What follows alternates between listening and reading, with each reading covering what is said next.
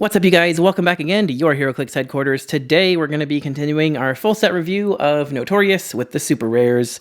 So, of course, without further ado, let's get right to it here. We've got the Joker, the number 47A non-prime. I love this.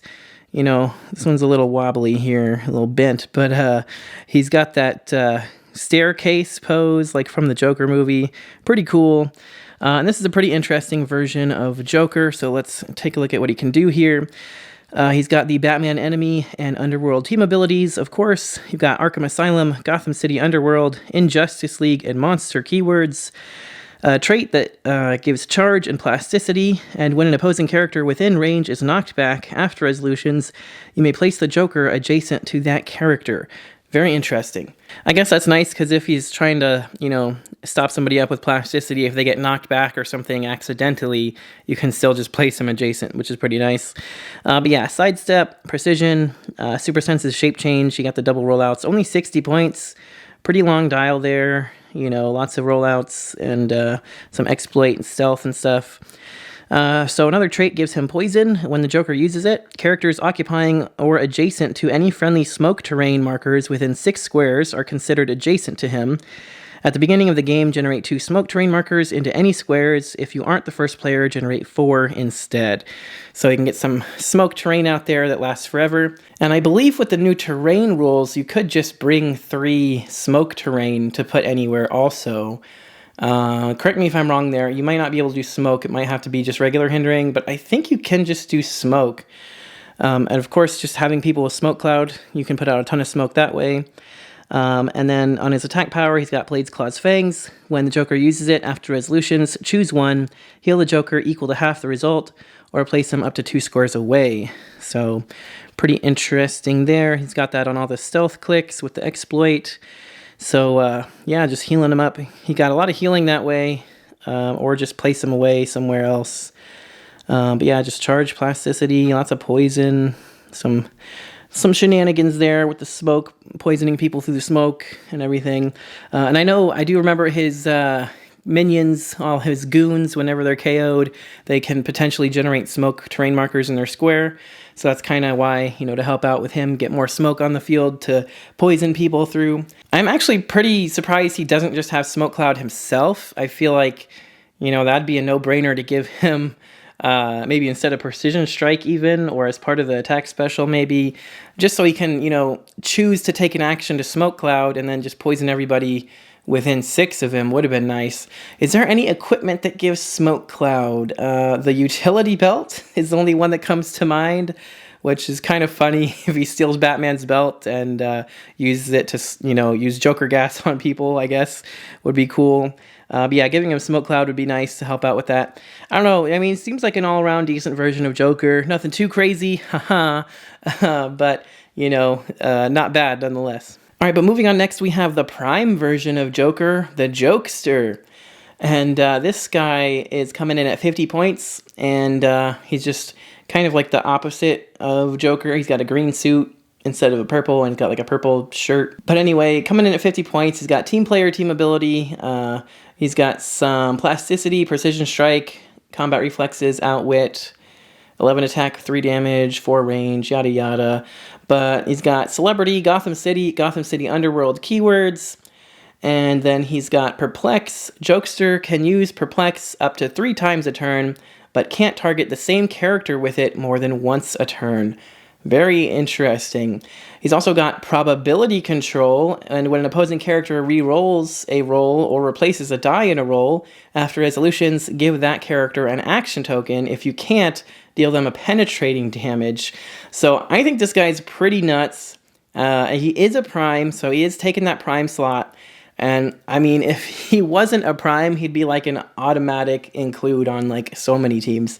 For only 50 points, he's giving you outwit, probability control, and 3 perplexes, on top of being a team player and having decent stats. And it did take me a while to get to this set review, so we do already know that in Wheels of Vengeance we're getting some motorcycles that can give like charge and running shot and hypersonic and stuff.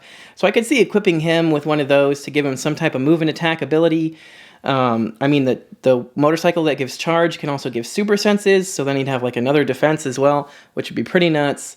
But yeah, I mean, just outwit, perplex times 3, and that prob control. But actually, I've seen most people equip him already with the the ring, yellow ring. But I've actually seen most people already equip him with the ring, the yellow ring, Sinestro Core ring is the one I'm thinking of. Because if you can already use Perplex, you can -2 on opposing characters. So you can -2 on 3 opposing characters to give 3 people a -2 to their attack or defense or whatever, which is pretty crazy, honestly.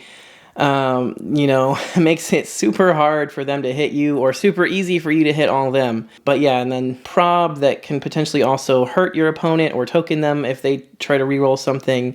And just having an outwit is nice. So yeah, he's super good. He's one of the best primes in the set for sure. He gives you all the big support powers and, you know, extra uses of them and enhanced versions of them. And, you know, just being a wild card, he can copy like PD TA, Shield TA, you know, something Batman TA for stealth, really easy because he's Gotham City.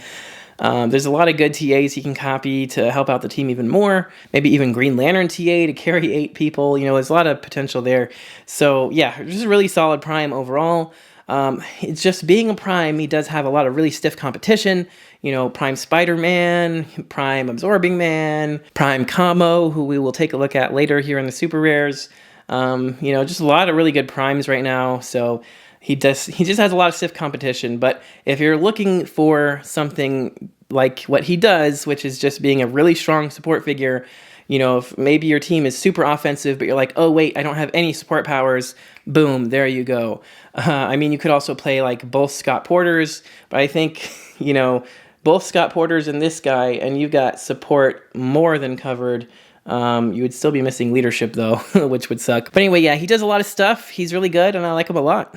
All right, but up next, we've got one of my favorite super rares here, Wonder Woman from the Injustice storyline, where she's evil, and she works for evil Superman, who is ruling the world, basically. So, you know, awesome video game, awesome storyline. Really cool to see this version of the character. So she's got Wonder Woman and JLA team abilities, Amazon, Justice League, Deity, and Warrior keywords. Because yes, they were still the Justice League, even though they were basically ruling the world. When Wonder Woman KOs an opposing character, give her a regime token. Free, remove a regime token from Wonder Woman. If you do, remove an action token from her and heal her 1 click, which is very powerful because she has that stop click at the last click of her dial. But yeah, Blades, Claws, Fangs, when Wonder Woman uses it, if the d6 roll is less than her printed damage, the damage dealt is penetrating. Not bad at all if they have Impervious, or maybe even Invuln, or some other way of reducing damage that isn't specifically invincible. If they can reduce penetrating, there's no reason to use that. Because she deals 5 damage top tile. But if they can't reduce penetrating and they got like Impervious or something, it's definitely worth rolling the Blades in my opinion, because you're going to do minimum 4. You know, if you're top dial at 150 points, she's going to deal minimum 4 and it's going to be penetrating. So you might as well if they've got Imperv. Otherwise, they could just Imperv it all away. So yeah, it definitely has its uses. It's kind of niche though, because normally you might just want to hit them for 5. But improved movement characters is nice. Flight, double target there on that 0 range, so she can punch 2 people at once. But yeah, 10 movement charge, 12 attack, 19 invincible, 5 damage with Battle Fury. So she's getting through shape change. She can potentially cut through damage reducers if she chooses to use blades. And yeah, just massive damage output otherwise. Then you've got Stop, Impervious, and Super Senses. That's actually the only Super Senses she has on her dial besides her team ability that gives it to her on a 6. But on that last click, she'll have it on a 4 through 6. And yeah, I mean, that's about it. She'll get that JLA +1 against certain characters, which is nice. She'll have like a 13 attack, you know.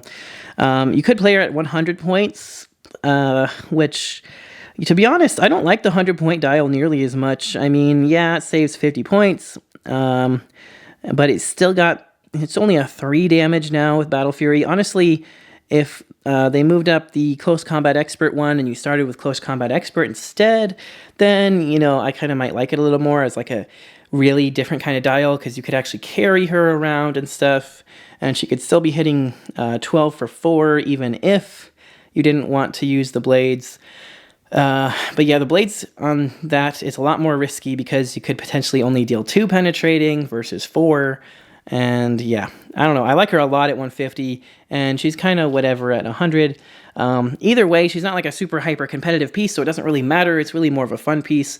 But I do like her a lot. She's a monster in Sealed, and she's just a really cool version of the character, and she's a lot of fun. Next up, though, we've got Superman from the Injustice story. Unfortunately, mine came without the I-beams, so that kind of sucks. Imagine the eye lasers there. But yeah, he looks really cool nonetheless.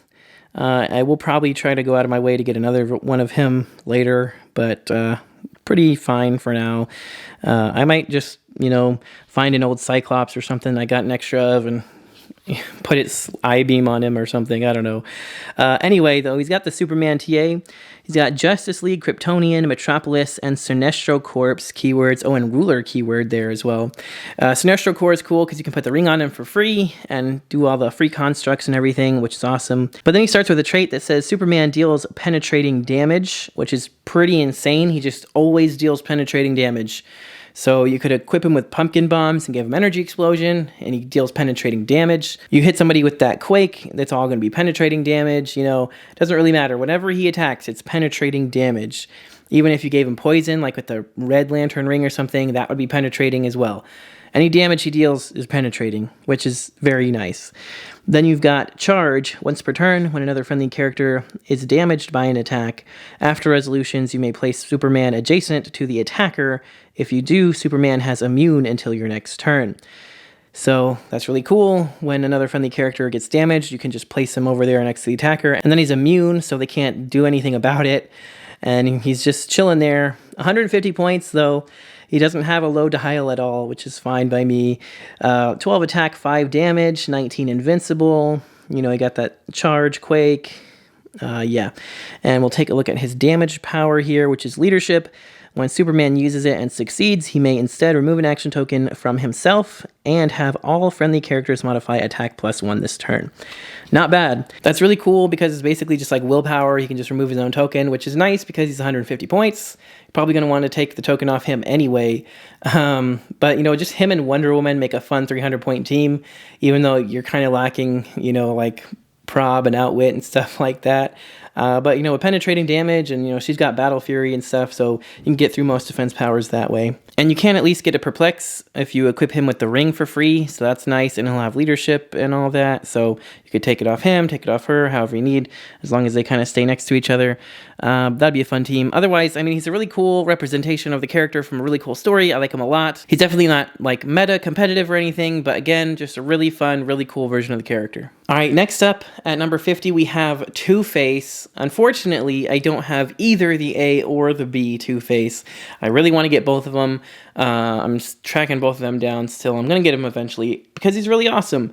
One thing I love is they did actually reverse the colors of his suit from what I've seen. Like on the A, the white is on his right side and the black is on his left side. And then it's vice versa on the B version. So that's really cool. You can kind of tell them apart better that way, I guess. But anyway, he has, looking at the A dial first, he has running shot, energy explosion, energy shield deflection, prob control, and the Batman enemy team ability, 5 range double target. Keywords are Arkham Asylum, Gotham City Underworld, Police, and Politician. Now, I did get to play this Two-Face at Worlds in our Sealed Teams event, and this dude was like MVP of like half my games. He really did so much just with the prob and the energy explosion, but also he has these really cool traits. The first one, heads I win. Free, if Two-Face began the turn on the map, flip a coin. If it's heads, modify his combat values +1 until your next turn. Otherwise, replace him with the B Two-Face or deal him an unavoidable damage.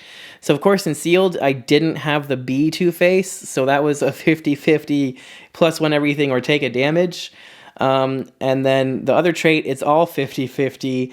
When Two-Face makes an attack with a single target, instead of rolling 2d6, you may flip a coin. Heads, it's a critical hit. Tails, it's a critical miss.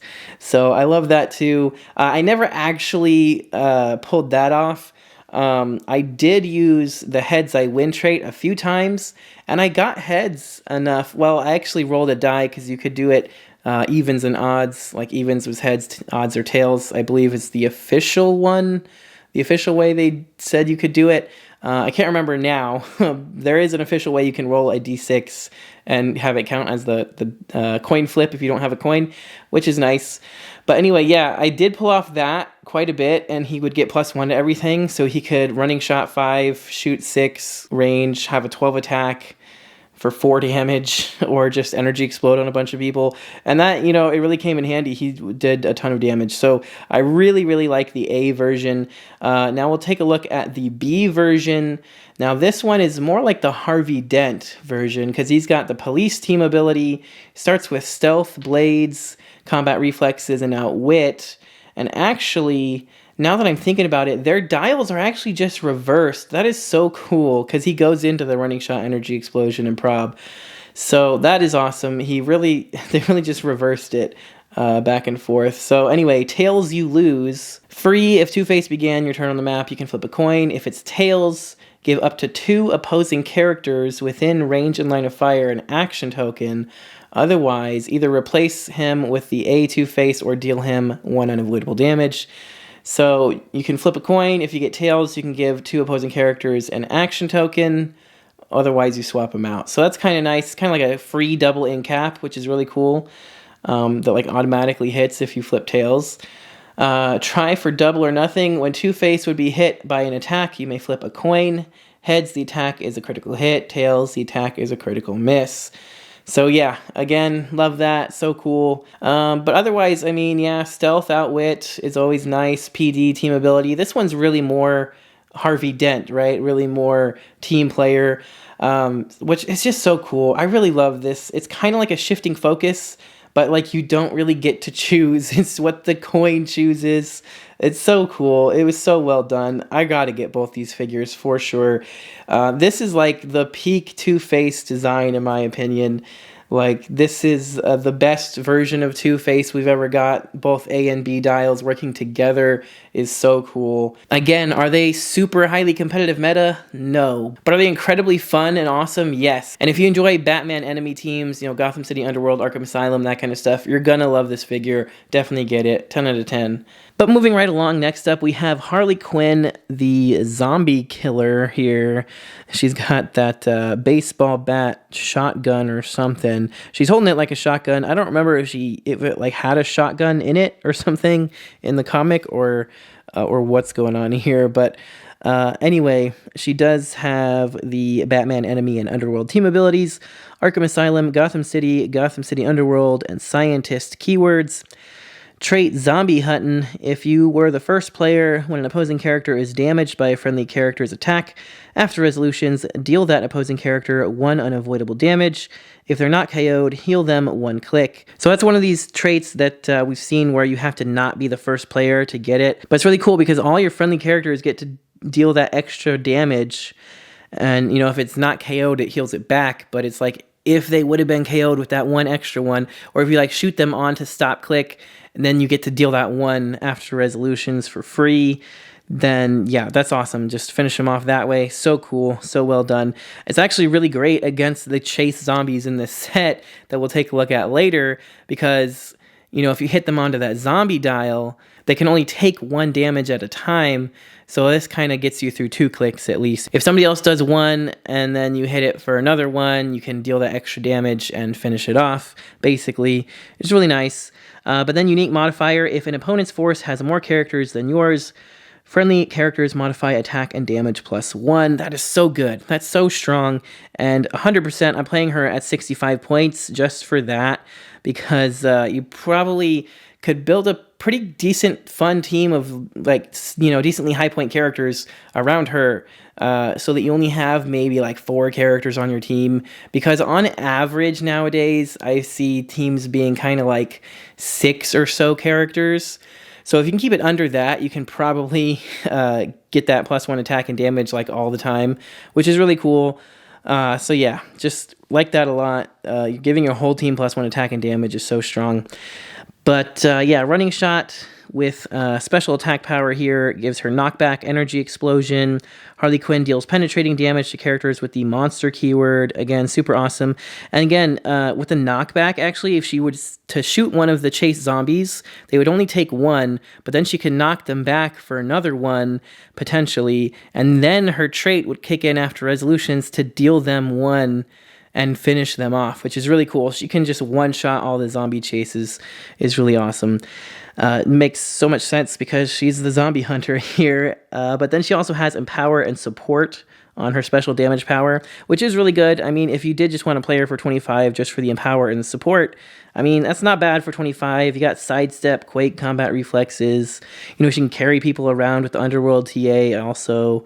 And I mean, she could get her attack upped by another Batman enemy, so I could see playing her at 25, sure, but if you want to capitalize on that +1 attack and damage, you're definitely going to have to play her at 65, and the prob is nice there too. So yeah, I don't know, I like this Harley Quinn a lot. Again, I just feel like all the super rares in this set are so fun and so just well designed for what they're supposed to do, what they're supposed to be, and just really cool so far. So again, nothing like super meta, but just a lot of really awesome fun stuff that I can't wait to get more time to play with. But up next, we've got the zombie hunting Poison Ivy from the same comic run as that Harley Quinn. Deceased, I'm pretty sure they were actually just from Deceased, like the chases in this set. So pretty cool Poison Ivy here. A lot of good Poison Ivies in this set. But this one's got Batman enemy team ability, of course, Arkham Asylum, Gotham City Underworld, Suicide Squad, Herald, and Scientist keywords. Herald's pretty interesting. But you've got a trait here. It says, for all characters with this trait, when one or more opposing terrain markers are destroyed, after resolution, score 5 victory points and generate a plant hindering terrain marker into a square of destroyed terrain. This game, that marker has, when this marker hinders line of fire, characters instead modify defense +2. That's really nice. Getting +2 defense from the hindering, but you know, getting 5 points just off of blowing up a hunk of terrain is really awesome. You know, the funny thing is, if you have one of those types of players at your local venue that likes to just barrier up, play those kind of turtle teams, they just sit in a corner with a bunch of barrier, this is actually a really great figure to counter that, because you can just sit there and blow up their blocking terrain, you know, their barrier markers all day long and score 5 points, 5 points, 5 points, 5 points. You know, you could be scoring like 15, 20 points a turn off of just blowing up their barriers, which is pretty nuts. And if they're not, you know, actively scoring more points than you, like killing your whole team, then you could easily win that way. But yeah, improved targeting, hindering. She's got some mind control, toughness, perplex, and we'll take a look at her specials here. Stealth and plasticity, and friendly characters occupying or adjacent to one or more terrain markers generated by Poison Ivy, modify defense +1. So combo that with the fact that they give you +2 defense for the hindered line of fire. You get +3 defense if you're occupying or adjacent to one of her plants and they're shooting at you through it. You know, +3 defense from the ranged attacks is pretty nuts. Even +1 up close is nice. But then you've got the incap. When Poison Ivy uses it, after resolutions, deal each hit character with the monster keyword 3 damage, which is pretty nuts. So yeah, she's got that double target incap. She could incap and deal 3 damage to 2 separate monsters if she incaps both of them, because they each get hit for 3 damage, which is pretty great. So again, cool zombie killing Poison Ivy, very team friendly. Again, 65 or 25 points. So at 25, she just starts with that stealth plasticity special that she gives you that +1 defense with the hindering markers, the plant marker things. Otherwise, starting with perplex and mind control and that special incap for 65 is pretty cool. I feel like this one's just better at 65. I don't think she's doing as much for you at 25, other than, you know, getting the victory points when you blow up stuff, and kind of just maybe barriering up and stuff. I mean, barrier for 25 is not bad at all. But yeah, just poison and exploit doesn't really do a whole lot for you otherwise. I don't know. So yeah, I kind of like her better at 65, like I said, like with the Harley. So again, just a really cool, fun figure. Like her a lot. Not super competitive, but super fun. Up next, another super rare I unfortunately don't have is King Shark. And this guy is super awesome, 115 points. He has the Suicide Squad TA. He's got improved movement to destroy blocking terrain, as well as the swim ability. So he's got that protection against being targeted within 4 squares. If he's in water, he can run through blocking. Insatiable Hunger gives him regeneration as free, but only if he KO'd an opposing character or destroyed an opposing terrain marker this turn. If he did both, when he uses it, don't half the result. Not bad at all. You could just regen 6 clicks, potentially. Then another trait here, Battle Fury, but only if a character has been damaged since your last turn. When King Shark destroys blocking terrain, after resolutions, generate water terrain markers in the squares of the destroyed terrain. So I really like this trait a lot because, you know, Battle Fury is a great power, except when it's not, because you want to be able to like carry this guy around sometimes, and you can't because he would have Battle Fury. But this like really makes it a lot more controlled because you could wait to attack anybody until you like carried him into position or something. That way you don't have to worry about not being able to do that. And then once you do hit somebody and get some damage, then boom, he's got Battle Fury. So now he's protected against mind control, incap, that kind of stuff. But yeah, I don't know. I kind of like that a lot. You can kind of play with having it and not having it like as you want to. But yeah, and then when he destroys blocking terrains, you get to generate water, which is great because, you know, he's a fish. He wants to be in water usually, especially because of his next movement power, which gives him charge and plasticity and hypersonic speed, but only if he occupies water terrain. And when he uses it, he may use Flurry as free instead of making an attack. So again, super powerful. You know, you could have him like one turn run up and destroy some terrain, like run through it and blow it up. And then he's just sitting in water. So next turn, he can hypersonic flurry exploit. 10 movement hypersonic flurry exploit with a 12 attack 4 damage is pretty nuts. Otherwise, he could use charge, picking up an object to hit somebody with, do some, 6 exploit maybe, but the flurry hypersonic's probably better.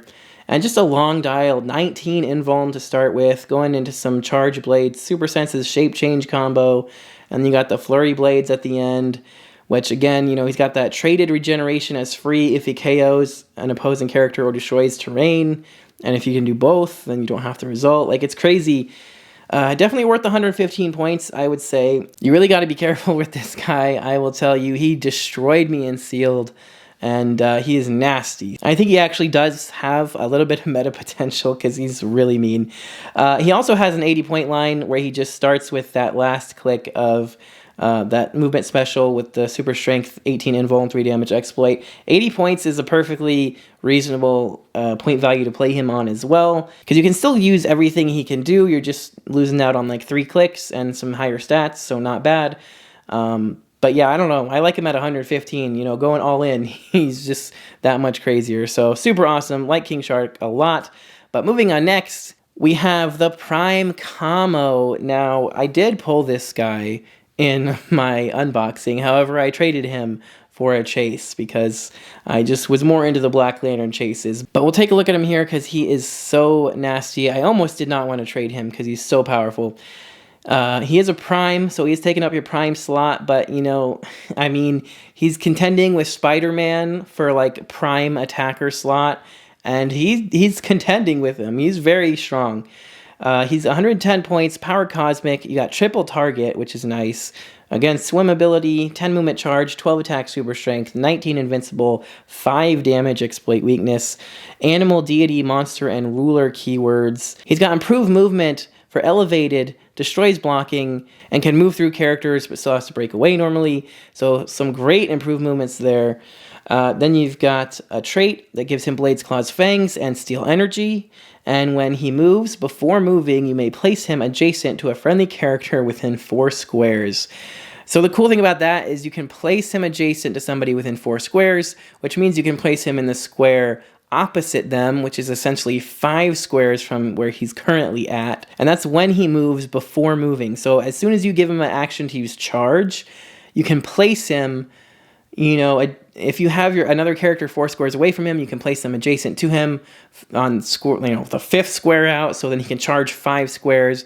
He essentially has a 10 square charge, is what I'm getting at, which is nuts. With a 12 attack, super strength, 5 damage exploit. He's hitting for 7 exploit by himself if he just picks up some terrain from at least 10 squares away if you've got somebody else to place him next to, which is easy because he's got another trait that says at the beginning of your turn, generate a shark bystander, max 1.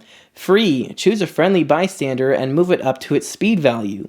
If the bystander has the dolphin movement symbol, it may make an attack, which is so crazy. You can just make this little shark dude that already has charge, blades, toughness, and just run him out there to make an attack. Now, this shark also has a trait that at the end of your turn, if he doesn't occupy water terrain, KO it. But you almost kind of want it to die anyway, because that way at the beginning of your turn, you just get to make another one that can go out and attack whoever you want it to, rather than that one being stuck sitting there.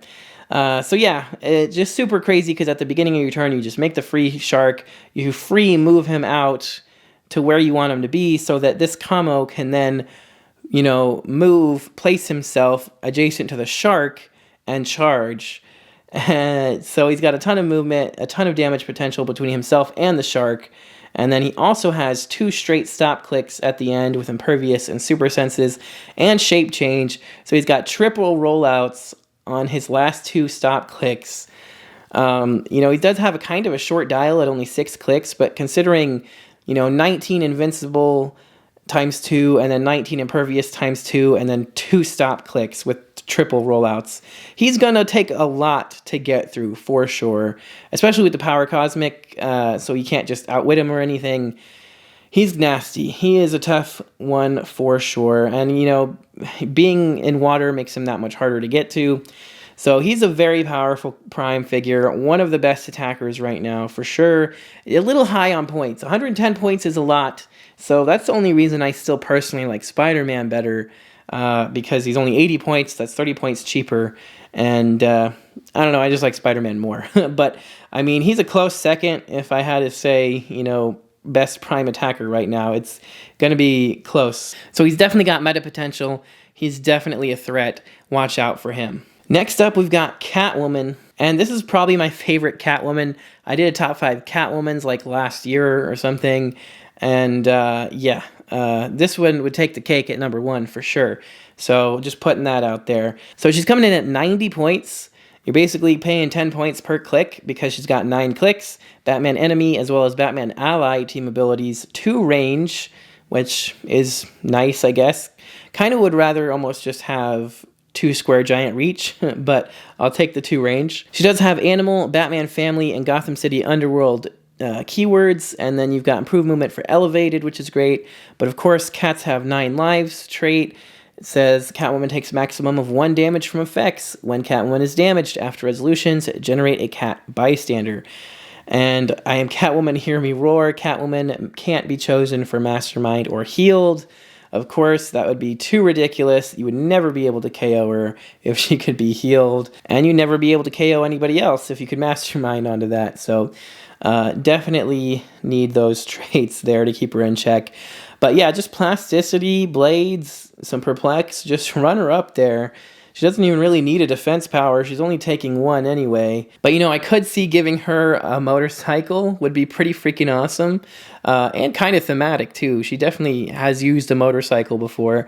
Give her that charge and super senses, and yeah, that'd be nice. Charge in there, blades, just lock them up with plasticity. Oh no, she takes a hit, whatever. But yeah, and then the cats, they don't really do anything. They just have stealth and super senses and tiny size. But they do have Batman enemy team ability. So even though they only have 7 attack, they could copy her 11 or 12, which she has an 11 or 12. Her whole dial is pretty nuts. Only a 2 damage. But yeah, if she starts popping out enough cats, they can all copy her 11s and 12s and be hitting for 1 damage at least. I will say that, you know, they're not autonomous or anything. Would be nice if they were, so they don't just use up all your actions on some 1 damage cats. That's really the only thing preventing me from actually thinking that would be a good idea, just because you're wasting all of your actions to maybe do a click of damage from a cat. Not great. Maybe if they had blades, sure. that would be fine, but they just have senses and stealth, which is fine. Anyway, yeah, this Catwoman is like 10 out of 10, best Catwoman we've ever had by far. She's super fun. She's super hard to just put down because all those clicks that you can only deal 1 damage through. And yeah, just really awesome. Like her a lot. Again, not super duper meta or anything. At 90 points, you know, if she was like 60 points or something and still had, you know, 9 lives, maybe. But regardless, she's still great as is, and definitely worth getting for fun. But up next, we've got the Penguin, coming in at only 40 points. Batman enemy and team player, team ability. A lot of super rares I'm missing this set, unfortunately. I gotta get this Penguin, I gotta get that Catwoman, and a lot of others. But anyway, he's got Birds of Prey, Brute, Gotham City Underworld, Injustice League, Politician, Secret Society of Supervillains. Tons of keywords there. He does have Running Shot, Mastermind, Leadership, and let's take a look at his specials here. His first trait, once per turn, when a friendly character uses an expendable goon trait, you may re-roll that d6. At the beginning of the game, if you're not the first player, generate up to 2 characters with an expendable goon trait on their 15-point starting line. So strong.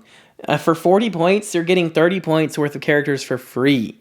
That's nuts. He's essentially a 10-point character at that point.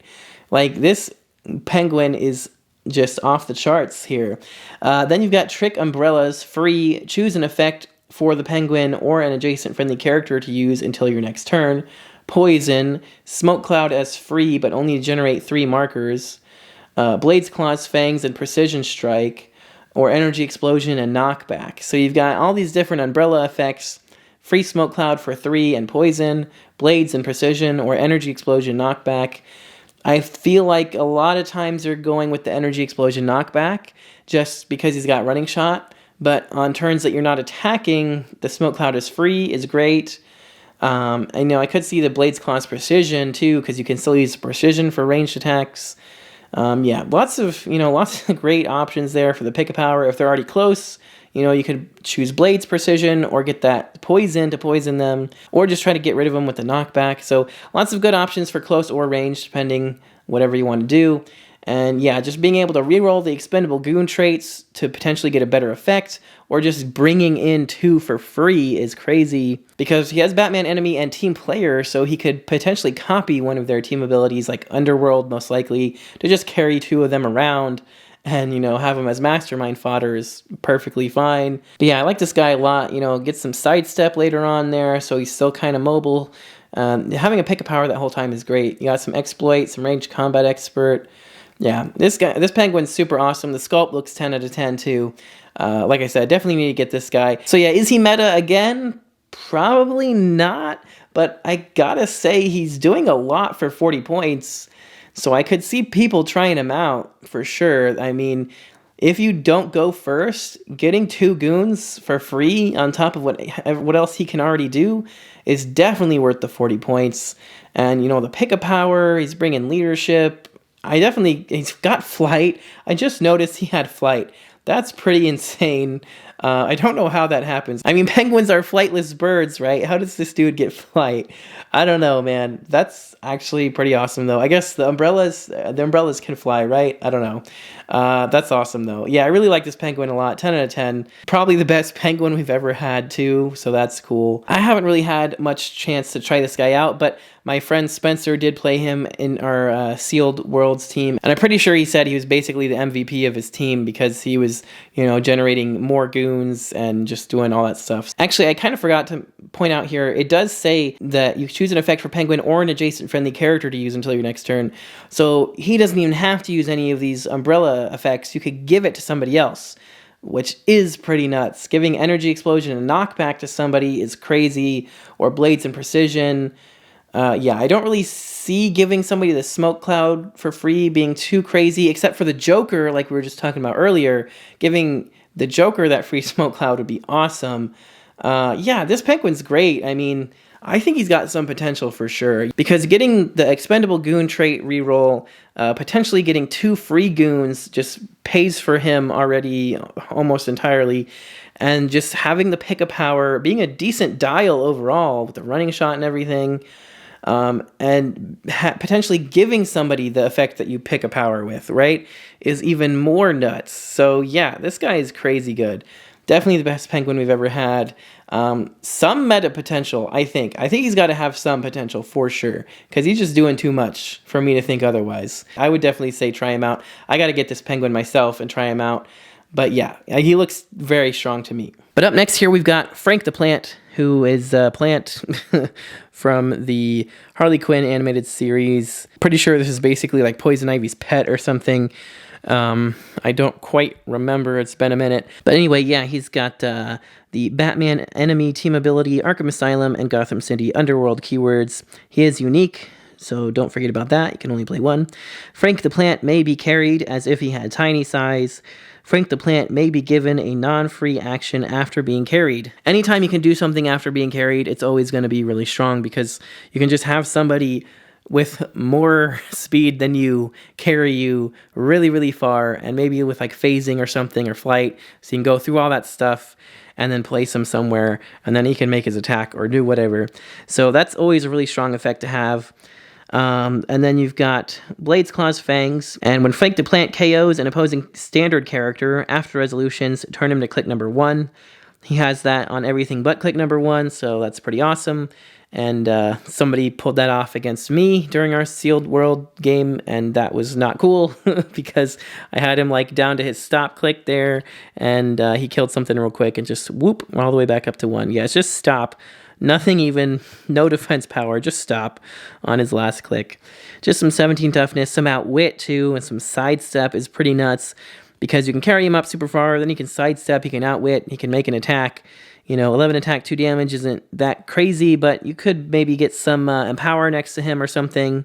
He does have a 2 range too, so you could also get some enhancement next to him and just shoot.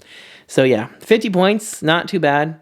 I think he's worth it. I do love effects that can, do something after being carried, so I like that a lot. I think if you carry him and like Poison Ivy, right, the rare Poison Ivy, carry them both up with somebody that can carry at least 2, and they're going to be able to do a lot, because he can outwit, she can pop out a vine thing, she's got empower, and then they can, both hit for a ton of damage. So yeah, Frank the Plant is great. Like him a lot. He has some meta potential. If he was a rare, though, he would have a lot more meta potential for Pulp, because, like I said, that combo with Poison Ivy would be just super broken for Pulp. But yeah, as a super rare, not bad. But up next here, we've got Jervis Tetch, a.k.a. the Mad Hatter. And this guy's not too bad.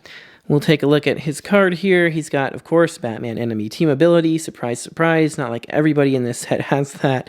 Arkham Asylum, Gotham City Underworld, Gotham City, Secret 6, and Scientist keywords. Mind Control. When Jervis Tetch uses it, he may target characters with control chip tokens regardless of line of fire. And after resolutions, give each hit character a control chip token. At the beginning of the game, if you were not the first player, choose up to 2 opposing characters and give them a control chip token. Now, I did see a lot of people kind of freaking out about this. He can, yes, target them regardless of line of fire, but no, he does need range still to target them.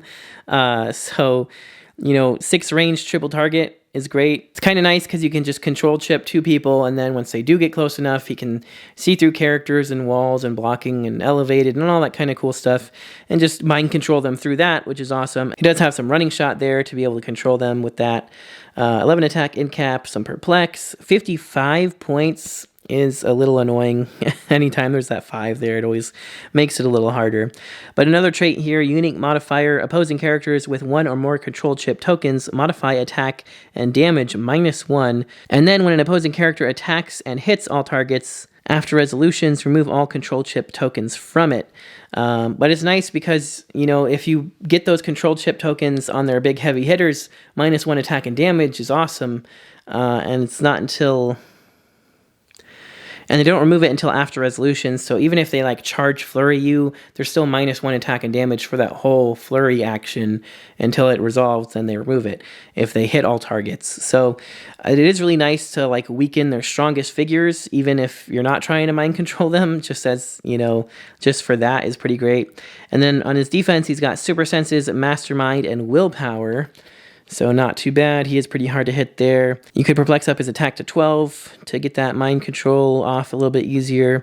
But yeah, again, 55 points, just a little awkward. If he was 50, honestly, if he was like 45 points, he'd be probably really strong. I look at this dial and the mind control and everything, and I kind of feel like he should have been like 45 points. So he seems a little bit overcosted to me. If you could mind control people with control chips regardless of range, then yeah, he would be super broken for sure. 55 would be fine at that point. I could see him being 60 or 75 points maybe if he could do it regardless of range at that point. But at the same time, then if your opponent sees him on the map, they could always just choose to go second. So you go first if they were to win the roll, so they don't just get control chipped instantly. So a 55 would be fair there. Like I said, I feel like he could have just been like maybe 5 or 10 points less and he'd been pretty good. I think he's still pretty good. And I think he's still a great version of the Mad Hatter. So it is really awesome that we're getting all these, like, you know, best versions of the characters of all these Batman enemies, because, of course, who doesn't love Batman enemies? So again, just another super fun version of the character. Not meta, but definitely worth checking out. Really fun version. All right, next up we have Toyman. Again, I don't have this guy either, but he's coming in at 60 points. Superman enemy team ability. For the outwit stuff there, 5 range, double target. You got sidestep, 12 attack, full dial of mastermind, improved targeting for characters. You got a trait that says mind control. When Toyman uses it to target an opposing character with the armor or robot keyword, they may be given a second attack before reverting forces. That's really strong against very specific characters. At the beginning of the game, if you weren't first player, you may unequip an equipment from an opposing character and equip it to Toyman. That's really strong. So if you don't go first, then he's getting to steal an equipment from somebody. That's super awesome. And yeah, like I said, mind control traded is great. And against specific characters, getting them to do a second attack is pretty nuts. But then on his special damage power here, Empower Enhancement, when he uses either friendly characters that started the game on your opponent's force are considered adjacent to him. So that's awesome. Whenever he mind controls, he essentially just gets to empower or enhance the targets of his mind control, regardless of them being adjacent to him. So that's awesome. Especially that, you know, that really adds on if they were an armor or robot character, because then they're getting the empowered enhancement and making, you know, 2 attacks. So yeah, this guy is like really situationally strong. He's like, in the right circumstances, he's gonna be incredibly powerful. Unfortunately, that is not going to happen too often. So, you know, on average, he's just going to be a pretty decent mind control character. I do like the Empower Enhancement trick, and he does have that just normally for other friendly characters. And just stealing an equipment, though, he can do that whenever, as long as you're going second. So that's really strong still. Again, if your opponent like isn't playing any equipment, it's not going to do anything. But everybody plays equipment now, usually at least 1 or 2. So, you know, even if you equip something that isn't going to be really beneficial to him, it's taking it away from their strategy, so that's really good. I would say this guy, again, like most of the super rares so far, is just a really awesome version of the character, you know, really strong situationally, and really fun. Just not quite good enough to be meta or anything, but still a really awesome version of the character. But moving on next, we've got Kite Man. Heck yeah. Gotta love Kite Man. Just flying through the air on a freaking kite. Best power, 10 out of 10, kite power. I don't know why this guy is so freaking good. I mean, I love Kite Man. This is actually definitely the best version of Kite Man we've ever seen. Batman enemy team ability, Arkham Asylum, Gotham City Underworld keywords.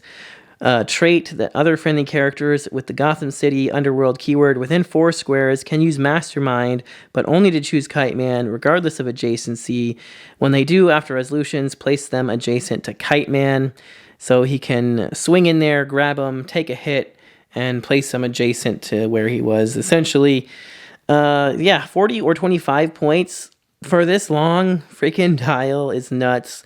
To just be basically a mastermind battery for everybody, you would think is where it stops. But no, this dude is crazy powerful. Other friendly characters that share a keyword with Kite Man have flight if they are outdoors. Just everywhere. If you're outdoors, your whole team gets flight. That's pretty nuts. For 40 points or even 25 points, that's crazy. And then charge, when Kite Man uses it and moves in a direct path, modify his attack and damage +1 for every 2 squares moved through. This counts both the square he starts and ends in. So if you look at his dial here, if you got that 10 movement charge, if you charge your full speed value in a straight path, then he will get +3 attack and damage. So he will be a 12 attack, 4 damage. And with Batman Enemy, he could carry somebody that has like an 11 or something. So he could essentially be a 14 attack for 4 damage for only 40 points, which is pretty crazy. And then, just sit there and mastermind onto him with his freaking 8-click long dial for 40 points. This guy's so good. It's crazy. For Gotham City Underworld, I would say he's almost a must-play. He's so strong for 40 points, or even 25 if you just need to, if you need to shave off a few points, 25 is perfectly fine.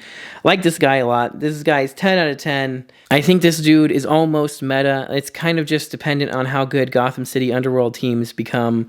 If in the next set we get a bunch more strong Gotham City Underworld characters, or maybe some more convention exclusives or something to up the team even more, then, the team could be great. Just him, Harley, Ivy, maybe Frank the Plant. There's a lot of really strong Gotham City Underworlds. Even the uncommon Harley that, can bring somebody into the team that couldn't normally be there otherwise with the keyword cheating. So I think Gotham City Underworld's a really strong team, and I think a lot of that has to do with just this guy. This dude also destroyed me in Sealed, and I like this guy a lot. He's very strong. Up next, we've got Metallo. Yes, Metallo. I don't know why in my unboxing I said Metallo once, and then I started calling him Metallo. I got some people making fun of me for that. But Metallo here is coming in at 125 or 75 points. So he's also got the Superman enemy team ability, Injustice League, Secret Society of Supervillains, Superman Revenge Squad, Brute, Robot, and Soldier keywords. You've got Willpower. When one or more action tokens are removed from Metallo after resolutions, you may give an action token to an adjacent opposing character or an opposing character that has the Kryptonian keyword within range. Not bad. Take a token off, give it to somebody else. That's always good. Improved targeting can make range attacks while adjacent. Flight with running shot, penetrating blast, impervious, and 3 damage range combat expert. So that's 12 for 4 penetrating. Pretty solid there. Otherwise, up close, you got charge, super strength, 18 invul, and 3 damage shape change. So basically, just if you want range attacker or close attacker here, a little more life there with the range attacker, obviously. On his last click, he gets a special attack power that gives him Pulse Wave. And when Metallo uses it and hits, he may choose to increase the damage dealt to each hit character by the number of action tokens on that target. If he does, after resolutions, KO Metallo. So if everybody is 2 tokens, he can kind of Pulse Wave them for 3. Increase the damage dealt to each hit character by the number of action tokens on that target. Yeah. So if everybody had 2 tokens, they would be taking a 3 damage Pulse Wave. I would say that would be worth KOing himself for if you manage to hit like their whole team and they're all double tokened at the right moment. Definitely worth trying that. As long as you have another character to maybe clean up the whoever survives, but that's a ton of damage. But then he's got a stop click with Impervious, and when this power is first revealed after resolutions, remove all action tokens from him. So yeah, he can just, use that Pulse Wave next turn, basically. And that should actually work with his trait here, which is really cool. So when one or more tokens are removed from him, you can put them on an adjacent opposing character or a Kryptonian within range. So that helps out, kind of fuel his Pulse Wave damage up there. So yeah, pretty solid. Again, a really strong version of the character, really fun version of the character. 125 or 75. Kind of a lot of points, so he's not going to be meta for those reasons, but, super fun, like I said. Like, he's definitely not bad. He can do a ton of damage. He can take a lot of hits. I really like the willpower, and giving tokens to other characters is really strong, and that super Pulse Wave that kind of blows himself up is super epic. So, yeah, he's pretty awesome. All right, up next we've got Golden Glider, 60 points, team player, team ability, 8 clicks of life. Pretty long dial, I feel like. But she's got improved movement characters. Special movement power that gives her hypersonic speed. And unique modifier when she moves through an opposing character. Modify that character's attack -1 until your next turn. That's pretty cool. So you can just hypersonic through people and give them -1 attack. Then you've got a special attack power. When she makes a close attack, she may choose to target all adjacent opposing characters. Blades, Claws, Fangs, but may use it if targeting multiple characters, and rolls a separate d6 for each hit character. That's really cool. So yeah, I really like she can just hypersonic in there, through all the characters, give them -1 attack, and then she can target all adjacent opposing characters and roll Blades, Claws for each one of them, and roll a d6 for each of them. So, some of them might just take 1 or 2, but she could be dealing 4, 5, 6 to the others. Like, depending on how many she's attacking, she has some massive damage potential. Now, assuming you were to roll high and roll like a 4, 5, 6 for each hit character, and she's hitting like 3, 4, 5 characters, yeah, she could deal an insane amount of damage. It would be nice if she started with some exploit weakness or something, but I can see that being a little too much. She does have some energy shield deflection, but then later on she gets her special defense power, which is super senses. When she uses it, generate an ice blocking terrain marker within 4 squares in line of fire. This game, those markers have adjacent characters must roll breakaway if they don't already have to. Yeah, borrowed this from my brother. That's the cold gun. Very cool. I like her a lot. Super strong. 60 points, gets super long dial, and massive damage potential. So she seems really great to me. Again, I don't know if she's like super meta or anything, but I could kind of see trying her out for sure, just because, TK her out there, hypersonic in, maybe perplex her attack, maybe give her some equipment, maybe just give her the shocker gauntlets. That way she hits everybody and then knocks them all back, knocks them all around. That'd be pretty fun, and get some extra knockback damage in on top of it. But yeah, otherwise, I don't know. She looks pretty great to me. Like I said, long dial, lots of damage potential, so awesome figure for sure. All right, and last but not least, we've got Robin King. 70 points, Batman ally and Batman enemy team abilities, 4 range, charge, precision strike, super senses, 11 attack, 18 defense up top. Not bad. You've got the target trait that we've seen before, that you give a target token to an opposing character, and when somebody with the assassin keyword KOs them, then you score an extra 25 points. That's great. Another trait that when an opposing equipment would be dropped in a square within range after resolutions, he may equip that equipment, and if he does, he doesn't unequip any equipment currently equipped to him. That's really awesome. So he can start equipped with something, and then if he's within range of somebody being KO'd, dropping their equipment, then boom, he gets to just pick that up and equip it for free and not drop everything else. That's really awesome. Utility Belt of Nightmares. Outwit. When Robin King uses it to target an opposing character with a target marker, modify that character's combat values by -1 until your next turn. Not bad. For 70 points, though, for assassin teams, I'd personally rather play the Talon Prime, just because they just can't use defense powers. Anybody with the target token can't use defense powers. A little bit better than having to outwit them to get the -1 stats. But yeah, I don't think I even looked at his keywords. Assassin, Dark Knights, Gotham City, Monster Ruler. So not bad. The utility belt thing made me think, I wonder if he can equip that, but he can't equip that for free. He doesn't have Batman Family or anything. So yeah, I don't know, 70 points, you got some stealth, pretty cool outwit trait with the target thing, some really cool equipment, shenanigans, decent overall dial. He can heal himself there with steel energy, and hypersonic is interesting. Yeah, not bad. Again, not crazy. Pretty interesting sculpt on him. He's not super powerful. I don't really see him being meta or anything, but it's cool to get this character. He's a really cool character. Again, it's just one of those fun ones. I would say overall, he's the last super rare we had to take a look at, and like I said earlier, I think most of these super rares are just really fun, really cool versions of the characters.